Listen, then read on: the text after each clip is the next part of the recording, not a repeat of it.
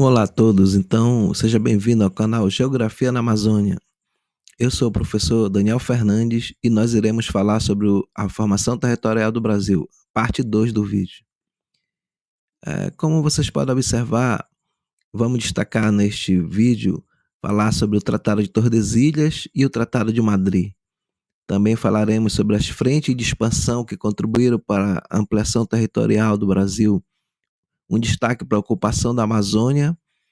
E também falaremos sobre a economia de arquipélago e, por fim, concluiremos com o processo de integração do Brasil em termos econômicos.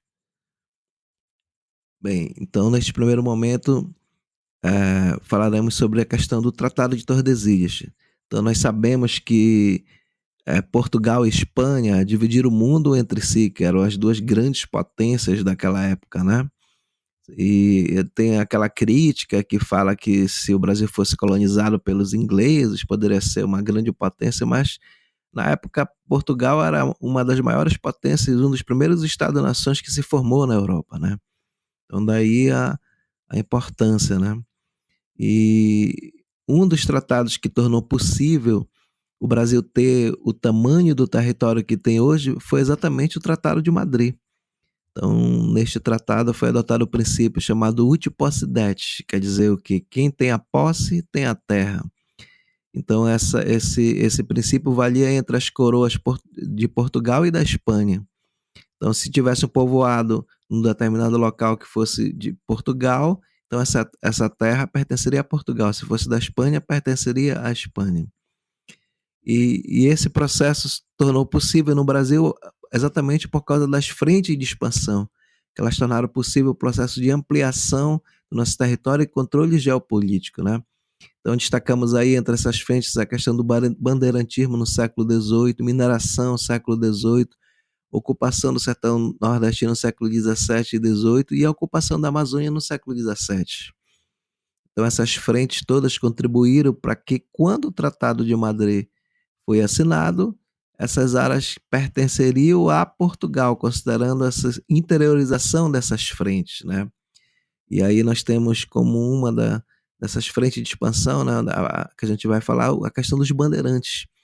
Então eles partiu do interior de São Paulo, né, em busca de metrais e pedras preciosas, e tinha alguns tipos de bandeiras diferenciadas, né? Tinha o apresamento, que eles iam em busca de índios no Nordeste, tinha a questão da prospecção, que eles saíam em busca de metais e pedras preciosas, e o contrato.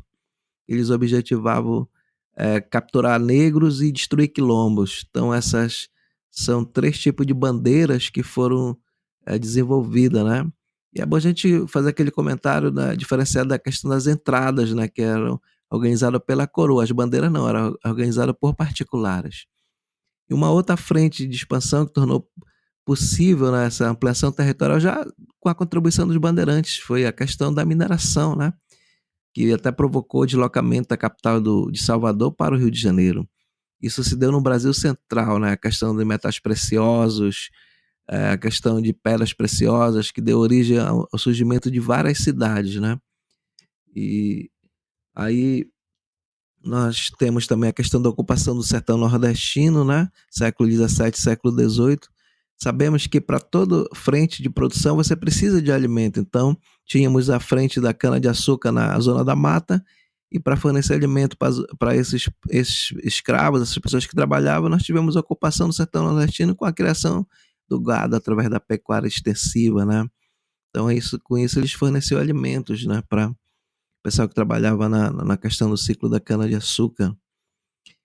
Também temos no século XVIII o processo de penetração da Amazônia. Então você está vendo aí nessa linha do tempo, né? A questão do Cristóvão Colombo chega à América, 1492, 1494, assinado o Tratado de Tordesilhas, 1500, chegada de Vicente Pinzón na Amazônia, 1542, expedição de Francisco Orellana, 1637, a chegada de expedição de Pedro Teixeira, 1657, a questão da presença dos jesuítas aqui na nossa região, e depois com o processo de produção das drogas do sertão, né? Então aí nós temos como consequência dessa penetração na Amazônia, né, como estratégia foi a questão criação de fortes e a instalação de missões religiosas. Então você está vendo aí nesse mapa uma série de fortes que foram criados, dentre os quais deram origem a cidades como Santarém, como Belém, como Óbidos, como Macapá, né? Então teve essa ação tanto do militar quanto de religião, né? E isso deu origem a uma série de vilas que posteriormente se transformaram em cidades. Essas cidades homônimas que nós temos aqui na Amazônia, muitas também têm em Portugal com o mesmo nome, né? Então aí esse processo garantiu a posse da Amazônia, né, pelos portugueses como uma estratégia muito que deu muito certo para manter a ocupação territorial aqui na nossa região. Do ponto de vista econômico, nós tivemos a questão da produção das chamadas drogas do sertão. Quer dizer, o sertão não é relacionado com o Nordeste, é relacionado com uma questão que é produzida no interior: cravo, canela, castanha, cacau, fibras, ervas medicinais, pele de felino, jacarés e lontras.